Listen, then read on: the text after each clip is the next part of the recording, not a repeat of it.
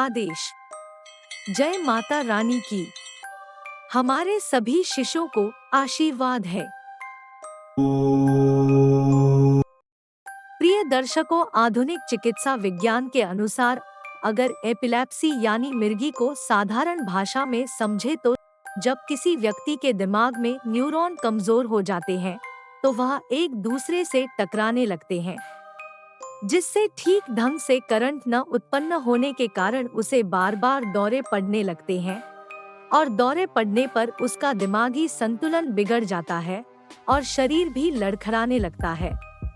मिर्गी के मुख्य कारणों में सिर पर चोट लगना, दिमागी बुखार आना, दिमाग में कीड़े की गांठ बनना, ब्रेन ट्यूमर और ब्रेन स्ट्रोक और शराब या नशीली दवाइयों का ज्यादा इस्तेमाल करना आदि शामिल है।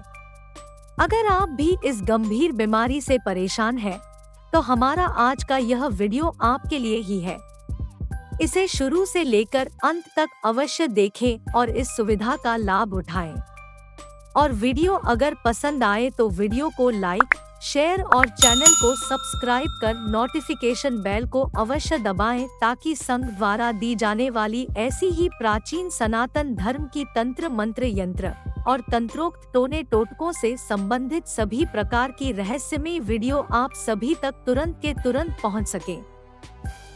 तो मिर्गी चिकित्सा के चमत्कारिक तांत्रिक टोटके के लिए आप सबसे पहले किसी भी दिन रविवार की सुबह जंगल जाकर एक नर कौवा पकड़े और उसकी गर्दन के चारों ओर अपनी उंगलियां फंसाकर उसे घर ले आएं।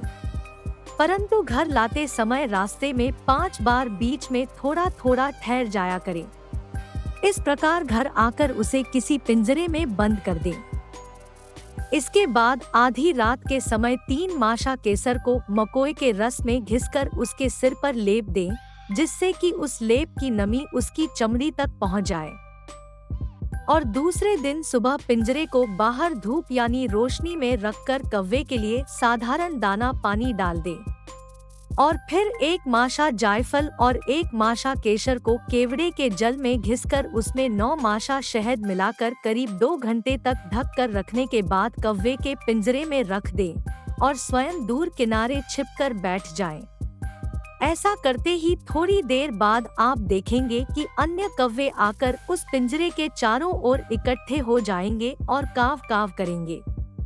और तब आप सामने आए और छोटे छोटे कंकड़ों से उन बाहर के कौवों को उड़ा दें और साथ ही साथ यह भी देखते रहें कि वह कौवा रखी हुई चीज कब खाता है। तो इस क्रम से 5 दिन तक यही सब प्रतिदिन करते रहें, परंतु 3 दिन के बाद से उसकी बीट भी इकट्ठी करते जाएं। और अगले रविवार को दोपहर में उस कौवे को मार डालें और उसके मस्तक की हड्डियों को नमक मिलाकर गर्म पानी से साफ कर ले तथा छाया में सुखा ले। जब वह सूख जाए तो बेर की लकड़ी के कोयलों की आग पर उन हड्डियों को जलाकर राख बना ले और उसे सावधानी पूर्वक उठाकर खरल में पीसकर एक कांच की शीशी में सुरक्षित रख ले।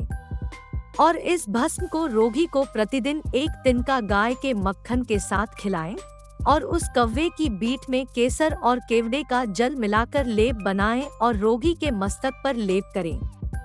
इसी प्रकार से करीब 1 हफ्ते तक रोगी को इस तंत्रोक्त दवा का सेवन कराएं और फिर 1 हफ्ते तक कुछ न करें और बाद में फिर 1 सप्ताह तक खिलाएं।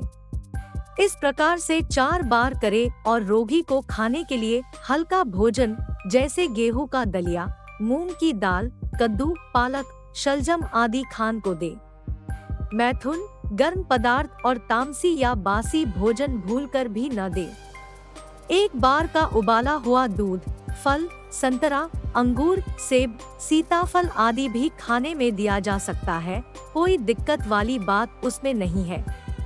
तो इस प्रकार यह उपाय करने से रोगी को वक्त बेवक्त दौरे पड़ना बंद हो जाता है और जिंदगी में दोबारा फिर कभी मिर्गी रोग नहीं होता। तो आज के लिए बस इतना ही। इस विषय पर अधिक जानकारी और मार्गदर्शन की प्राप्ति के लिए आप ऊपर स्क्रीन पर दिए गए नंबर पर व्हाट्सएप मैसेज के माध्यम से चैनल संचालक और साधना सिद्धि मार्गदर्शक पंडित श्री रवीश कोटियाल जी से बेझिझक संपर्क साध सकते हैं।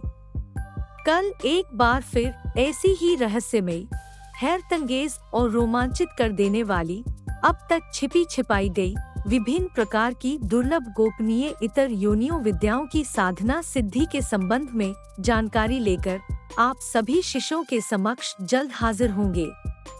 तब तक के लिए आदेश। जय माता रानी की जय। श्री महाकाल।